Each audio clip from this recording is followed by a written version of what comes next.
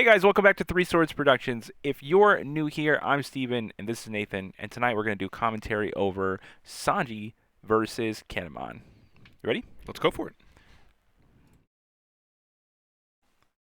All right. So Sanji, definitely a mainstay on the channel. Oh, definitely. What build are we rocking with the Sanji here? Well, it's the newest build. During my deck profile, I kind of mentioned playing Deathwing, but didn't actually put it in the deck for that video. It's a card that's going in and out of my deck throughout testing. And for this game, I actually have it in the deck, so. Okay, very cool. Yeah. From the Kinnemon side, this is the typical deck that I've kind of been running here. It's 4 Odin, 2 7-drops at the top end. Everything else looks pretty stock with 2 X-Drake in there. And 1 Law for some spice. Some spicy law, really? Yeah, there's a single Law in there. Oh, okay. That's pretty cool. All right, so we are looking at, Three Sword style Onigiri in the opening hand. Very happy to see that. Don't think I have a 2-cost and a 2-cost to play on turn 1. At least not 2 vanillas. We're going to get kind of unique with this opening to play. I actually don't think I've ever had this quite this opening before. We are going to go, put our Dawn out. Dawn first, then. Do that. But we're going to play 2-cost vanilla into 2-cost killer. Okay. Put a blocker on the That's table pretty pretty early. cool. It opens up some lines. You definitely have Yamatos in this matchup, which are basically always powerful, no matter what. But it does say, hey, if you want to go ahead and use your Yamato on my killer in the early game, I think I'm fine with that. Yeah, I think you would be. It's a nice bait for you, and it gets the Yamato out of your hand for me, so I'm pretty happy about that. Unfortunately, did drop the 3-sword style Onigiri, so my opponent does know about that. But you can basically assume I have a 3-cost in my hand at some point, though definitely loses some steam when they know you have it. And a little bit, yeah. Unfortunate, but. Okay, adding Yamato, very cool. Okay, so he recognizes the power of the Yamato on the killer here too, but unfortunately did not have it in his hand already. But Momonosuke will add it to his hand. Unfortunate that we're going to have to play against Yamato so early in the game, but luckily not on the table quite yet. Coming across for 5. We are just going to take that. And then Ukiku. Obviously powerful, especially against a deck full of 2 Dawn 4Ks. Yeah. It's one of the things that's a little bit tough. Also, Killer is generally sad. I can't get the blocker ability text there if it's being tapped down. Okiku, probably the single best card in your deck against me. I'm playing Some may say 4Ks, and you are swinging with a character that is up technically 5K, but practically a 6K. Oh, man, that card is so brutal against me. All right, Very happy to see it. Coming down, letting you have 3 Dawn open here. And check out that really hot Sanji action. Playing a 3-cost for only 1 Dawn. That's the kind of things you only get on the 3 Swords Productions channel. Okay, and then a lot of 3s going on, but anyways. We're going to put a Dawn on the killer just to incentivize you to attack with the Okiku first. We basically want to attack the Okiku down as quickly as we can to try and get that off the table since it will be so effective against us. So we're just saying, hey, here's an incentive to do it. Yep, and now I can ability plus play the Yamato to tap down something, and then I have an attack now for the Okiku when it comes in to tap something else down. Yep. So the Yamato definitely a card that I forgot that you put into your hand, and I am feeling the consequence right now.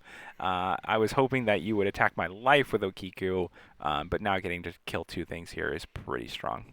But fortunately, I am holding open enough mana to play this Punk Gibson, and I can use it to tap down your Yamato on this attack. It is very good to do that, yep.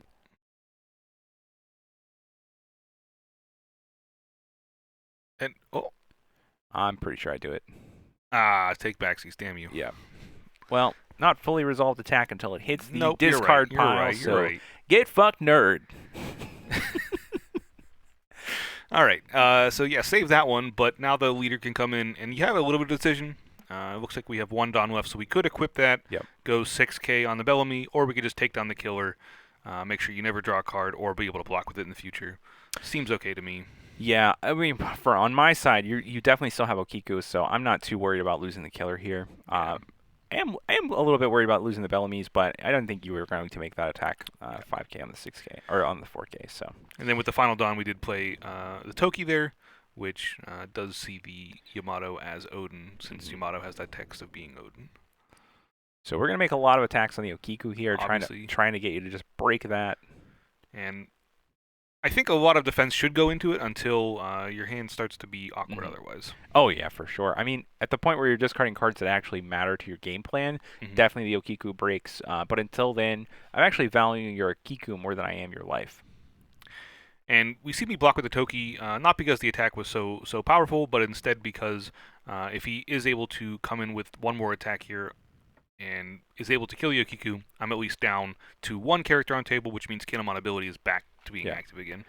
To be honest, I swung with the Bellamy for 6 because I had 2 Don left open. I was really surprised to see the Okiku break to that, but I guess you had already used up all your counter power. I just didn't have much counter power that I really wanted to pitch. Yeah, I think you're down to 4 cards right now. Yeah, it was a lot of cards to protect it. Yeah. You did have to commit a lot of attacks from your board to do so, so those characters are now vulnerable for me to attack back on them, which is definitely a consideration I do like. Yep. And the Mihawk coming down that turn too, so you're not going to be able to tap down Mihawk with Okiku anymore. So it's very fair to say, okay, the new threat is definitely a 6 cost. Okiku's kind of lost of its effectiveness, and let's not burn any more resources protecting a thing that no longer is game warping. So I think it's actually very reasonable to lose the Okiku there. I think so. And 6K going to come across at the Bellamy, I would assume. Yeah, we definitely want to be able to be pressuring Yeah. the board down and always attacking for 2K above on from the Sanji's opponent's side is very powerful, since their hand doesn't usually have many 2Ks in it. A lot of 1Ks generally, so they don't want to counter out of those if they don't have the Dawn open. Yeah. 6K, 1K over swing just as effective as 2K. Yeah. Against most matchups, you're going to want to swing with 2K over so that your opponent wastes a 2K and another card out of their hand or to defend. But against Sanji, they don't have any of those, so doing 1K overs usually. And the X-Ray came down here, which was extremely powerful, and being able to clean up the rest of the board, what was going on. You were finding all of the bangers against me in this one, and that is it's really fun to watch. Kinnemon is just super kitted to beat these kind of tier 2 and tier 3 decks.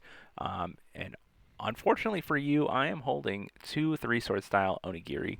It is a very good card. It's a lot. Namesake of the channel, I hope we see it carry a victory here. And Mihawk coming across, Mihawk is the strongest card in my deck. In fact, Mihawk has overperformed every time I've played it. So I am incredibly happy with that card, and so very well able to defend that card from attacks. So no problem at all coming across the table with my Mihawk. All right. Back on my side, my hand is still low on cards, so definitely taking the Mihawk attack was me wanting to get a card back into my hand so that I was able to possibly have a play here that I liked a bit. And well, when the attack for 6 on the Okiku broke the Okiku, we were pretty sure that your hand was dead. Looking now, you have Momonosuke plus a couple other plays, so not completely dead, but definitely soft to attacks. So we are kind of just edging up our board here so that we can go for a lot of pushes here in a minute. Momonosuke have quite a few options there. Kiku, Yamato, and Odin. I don't think it's Odin. Since we can't resolve it this turn, we probably are trying to pressure your life, so we're coming in for final attacks on the next turn, and that'd be the turn we'd be trying to resolve Odin, so there's definitely a bit of awkwardness there. We could try and fight for the board, but I don't think it's quite necessary. Yamato is going to be just as good at trying to do all of that here. Yeah, that's super important with your hand being a little bit lighter. Not adding the Odin there when you have 4 life is pretty it's impressive. That's a disciplined play. But I think you're right. Fighting for the board here, these tempo swings with Yamato is going to be far more important. You need immediate consequences for your opponent's actions. So here we go. Okay, Yamato going to come down and tap the Jinbei. And we're going to go 6K on the Jinbei. It's fair. Keeping it cleaned up. Meaning 6K means you're going to have to commit some amount of event to this if you want to get out of it, or it dies. And you will sword style to put something in, But since you have the limit on characters for Sanji's ability already, you don't actually get to untap your Correct. Don for that. Yep. Uh, And this is serves the purpose of getting the three swords that you know about out of my hand, so you kind of feel successful in that you've gotten that out. Um, and this one's gonna come at my life. So since you think that, hey, I'm a bit weaker on counter power now, it's probably time to use leverage your board to go yes, face. yes, I definitely want to start now making sure that I can come through. And plus, I have such little cards in hand. I do have to really end the game kind of quickly. I can't play a long game. So we have to make sure that we're at a life total that I can start attacking down. And we are gonna go 4 on the Momonosuke. Yep, and that's just gonna die. And we're trying to clean up boards so that our three sword style really protects us right before we go for lethal on the following turn. 6K on the Drake, and we're really just testing your hand here. There's options to block. I don't think that's great. Pitching a killer means it's still alive. Killer serving as a blocker even from hand. Really, he's a ride or die. That's what you pay for when you get the Yeah. blue copies. And I'm now out of cards in hand, but it does mean that I will have my board for the following turn to get Yeah. through with some attacks on. And those blockers coming in clutch, letting you keep your X Drake. Now you've got X Drake and Yamato to really pressure me, along with your leader. I'm at 1, and I can probably survive some big attacks here. Let's see if I can survive 3 big attacks. Yeah, I am still at 4 life, so we do have to worry a little bit about dying on the crackback here. Yeah. With 5 total attacks coming from the other side, it does mean that with no cards in hand, we will just die. Well, I mean, you do have 4 cards to draw off life, Sure. so it's a little bit, the math isn't great. 2 of my 4 attackers there are 4Ks, so they're a bit weak.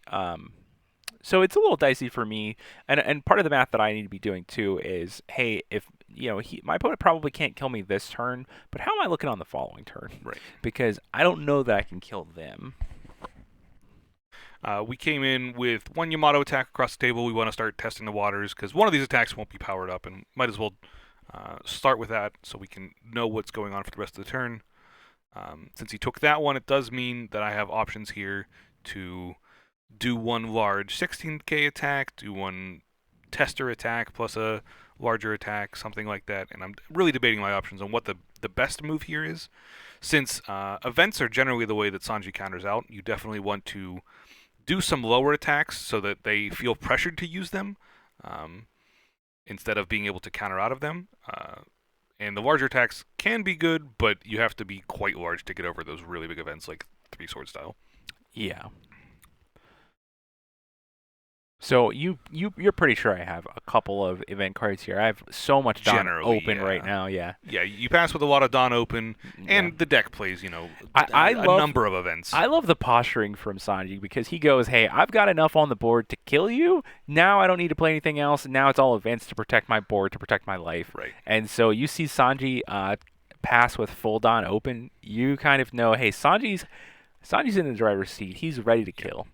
It's kind of fun posturing once you know what the Sanji deck looks like. Right. It's like, hey, I take that as a threat. We did see X Drake here swing on the 4K from the Sanji side. This was just protecting my life since I am at 4 life. The 5 attacks could mean lethal, and I was just protecting against that. A 3 sword style does come in to protect. Again, not exactly dead, but 2 of them does put a lot of bodies on the table, and it does. Fortunately for scare me you, they completely. are two cost cards and not 2 3-cost cards, which Yeah. easily could have happened. It's still pretty scary here. It is not impossible for me to get out of this. Being able to trigger off a Punk Gibson, being able to draw enough counter power to get out of it, because you will have to commit some to make these 4Ks reasonable. All definitely considerations. Plus 1 card in hand already from top of deck, but we know it's Odin, which is not great here. We know we are going to die if we don't kill you, so we are about to have the most fun we can have as Sanji. It's time to walk that tightrope of exactly how much does it take to kill you, down to the exact on. Since I drew a card, it looks like you're considering going 7k here, so you can make sure you get this attack in. That's a fair Yep. number. So we're looking at your hand and saying, all right, you have Yep. two cards here. And yeah, we could have actually tried to get 6K across there and just see what you had. And that is Let us know in the comments below if like what the right math was, because this was actually really challenging math to do on the fly. I'm certain that there were more clever attacks to be made. If you see those lines, just let us know. 7K coming across, down to one it might have card been now. that attack right there. That Sanji attack. You might not have needed to equip Dawn for. I'm not sure exactly. Maybe we could have gotten by without it. But yeah, you got through. All right, and now me just kind of explaining, hey, that was really tough, and you just three swords. and you just eye rolling and saying, yeah, three swords onigiri, super tough. But yeah, really bringing the three swords to Three Swords Productions. Yeah, it was a lot of fun, and definitely Sanji doing it with Sanji. Yeah, I mean Sanji's the mainstay, so might as well. Mainstay. Man, that was a lot of fun to watch, and really to be a part of. All right, guys. Well, if you're enjoying the content, be sure to subscribe to the channel. It really means a lot to me. And if you are enjoying the videos, hit like on them. And if you want more content, we are posting Sanji, we are posting Croc, and as well doing every deck in the meta. That's it for us. If you want more, click on the playlist on the screen, and we will see you in the next one. Peace.